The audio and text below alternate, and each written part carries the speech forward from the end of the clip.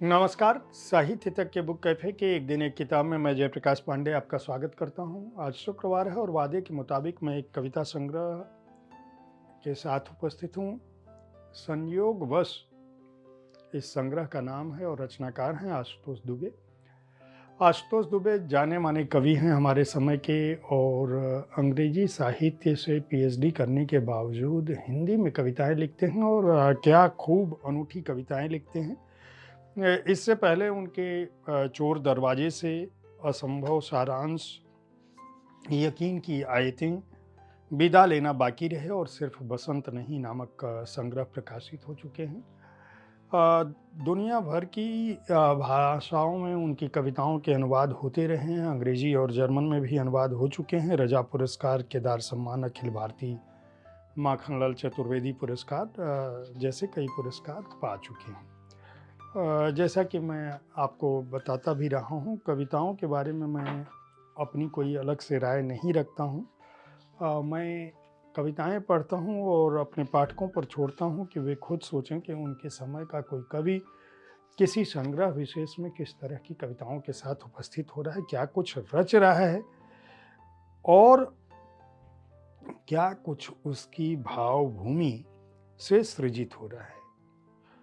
इस संग्रह से भी मैं अपनी पसंद की चार कविताएं मैं पढ़ता हूँ। 4 कविताएं पढ़ूंगा। पहली कविता जो मैं पढ़ने जा रहा हूँ उसका शीर्षक है कथा में जो वस्तु है। किंवदंती इतिहास मानी जाए और इतिहास को मिले दर्जा धर्म की किताब का। किंवदंती इतिहास मानी जाए और इतिहास को मिले दर्जा धर्म की किताब का, लेकिन कथा में जो वस्तु है वह अय्यार है। वह किस रूप में कहां मिलेगी वह भी जानती नहीं ठीक ठीक।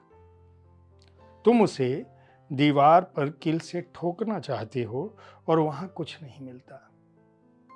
तुम उसे बोतल में बंद करना चाहते हो और उसमें कुछ नहीं रहता। तुम उसका वध करना चाहते हो और वह हवा होकर निकल जाती है खिड़की से। वह कथा है, तुम्हारी खरीदी हुई बांधी नहीं। उसे तुम्हारे सुनते सुनते बदल जाना है। एक दूसरी कविता इस संग्रह से जिसका नाम है संयोगवश, जो मैं पढ़ रहा हूं, उसका शीर्षक है जाने में होना। जब वे नहीं रहे तो कुछ को याद आया कि वे थे। जब वे नहीं रहे तो कुछ को याद आया कि वे थे। वे किसी के काम के नहीं थे। उनका होना एक असंभवता थी। इस दुनिया में वे एक छाया की तरह आए और गए। उनकी तरफ किसी का ध्यान नहीं गया और जाए इसकी कोई कोशिश उन्होंने नहीं की।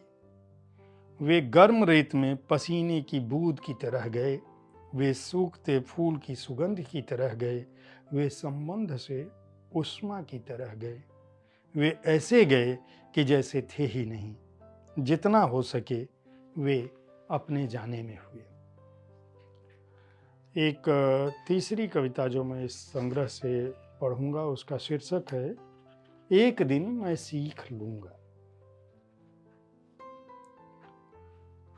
एक दिन मैं सीख लूंगा तुम्हारे बिना रहना। एक दिन दुख भी नहीं बचेगा। दुख की एक पुरानी पड़ती याद रह जाएगी। जैसा भी होगा जीवन हमें सोख लेगा। हम एक दिन की सुरंग में दाखिल होते रहेंगे, अगले दिन की सुरंग में। हम बिल्कुल रोजमर्रा में अपने अपने घर बनाएंगे जिन्हें लगातार उखाड़ना बसाना होगा। इसी तरह हम अपने बीतने का विन्यास रचेंगे। एक दिन यह जख्म नहीं रहेगा। एक दिन उस पर यह पपड़ी भी नहीं रहेगी। यह मीठी खुजली भी बिला जाएगी। एक दिन जख्म के बाद आई यह नई त्वचा भी पुरानी जैसी ही हो जाएगी। आंखें कुछ देर बाद अंधेरे में देखने लगेंगी। पुरानी फोटो एल्बम से बूढ़े होते रहेंगे। उम्र हमारी शक्लें बदल देगी पहचान के बाहर। प्रतिध्वनियां हमारी आवाज़ों से ले लेंगी विदा। हमें पहाड़ पर अकेला छोड़ घाटियों में छुप जाएंगी। तब भी आएगा ये मौसम जिसमें ये हवा चलती है।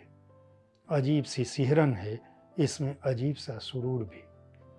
पत्ते गिरते हैं इस मौसम में और धूल के बगुले हैं। पता नहीं कैसा कलेजे में हौल पड़ता है। कमजोर नज़र से भी आसमान दिखाई देगा, इतना ही साफ, इतना ही नीला, और ये हवा इतनी ही पागल, ऐसी ही खतरनाक, उसी तरह छूती हुई मन को। लेकिन तुम इतना सोचना मत, एक दिन मैं सीख लूँगा तुम्हारे बिना रहना। और अब इस संग्रह से जो आखिरी यानी चौथी कविता में पढ़ने जा रहा हूँ, उसका शीर्षक है वे तमाम औरतें। एक समय बहुत से घर थे मेरे, हर जगह पीढ़ा था, हर जगह बिछौना। कहीं भी खा लेता, कहीं भी सो जाता। खट्टी पिसती औरतों की बातचीत के बीच किसी की गोद में सिर रखे रखे ऊँघ जाता। माँ भेजती बहन को मुझे ढूंढने के लिए, जो मुझे जगाए बगैर उठाकर ले आती। वे तमाम औरतें जो जाड़े में धूप ढूंढती रहती, जिसमें बैठ उन्हें भाजी तोड़नी होती थी। वे जो आपस में लड़ती, एक दूजे के लिए अशुभ उचारती और एक दूसरे के दुख में रोती थी। और अब इस संग्रह से जो मैं चौथी कविता पढ़ने जा रहा हूँ, उसका शीर्षक है रहेगा। उनमें से एक जाएगा पहले और दूसरा रहेगा। रहते हुए नहीं, जाते हुए रहेगा। याद में जाते हुए साथ में रहेगा, और अपने चारों तरफ घिर आए अकेलेपन में रहेगा। उसके जाने को देख चुकने के बाद अपने जाने को देखने में रहेगा, जा चुकने के बाद रहने में रहेगा।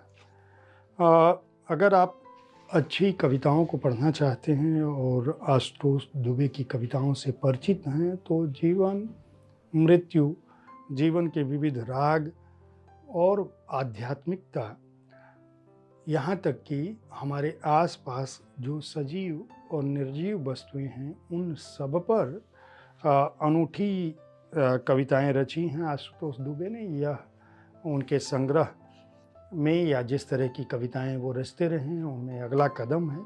आप संयोगवश को खरीद कर पढ़ सकते हैं। इस संग्रह को राजकमल पेपरबैक्स ने प्रकाशित किया है। मूल्य है 199 रुपये।